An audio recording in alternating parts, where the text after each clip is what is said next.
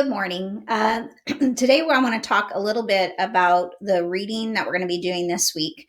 And we're going to be focusing on context clues.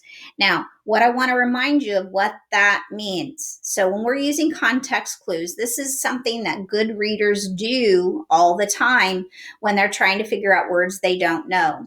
The other day, I was reading from the story Beezus and Ramona, and there was a word that I thought I knew what it meant, but I wasn't really sure. And so the word was Davenport. I'd heard it before, but I wasn't sure what it meant. I used the other words in the sentence to try to figure out what I thought it meant. And then I went to the dictionary just to make sure that I knew for sure what it was. And it ended up that it was like a patio where people put things like couches and things like that. So it was like a screened in porch, it reminded me of. So I used the words around it to help me figure it out. Good readers do this all the time because reading, you have to understand what you're reading. Excuse me.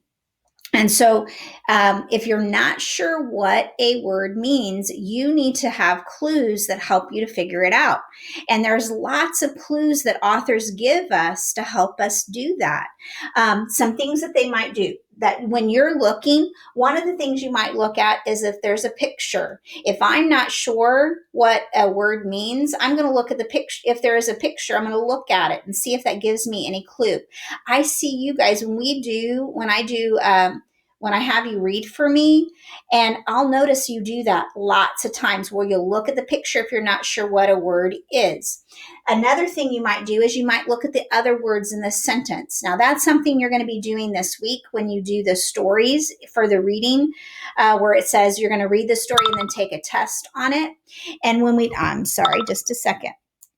And so when we do that, we want to make sure you're looking at the other words in the sentence. You might think of what are some words that you know already, and that can help you too. You're going to look, are there some examples that it'll give? Or sometimes it might even tell you this is what this word means, and that helps you too. There sometimes might be words that mean the same. That's a synonym. Or there might be a word that's an antonym. That means the opposite. So what good readers do is they use all of those clues to help them figure out words that they don't know. As you get older and are reading books that are a little bit harder, there's going to be times when you need to do that for sure. As you're going on to second grade, you want to be able to figure out those words when you don't know them.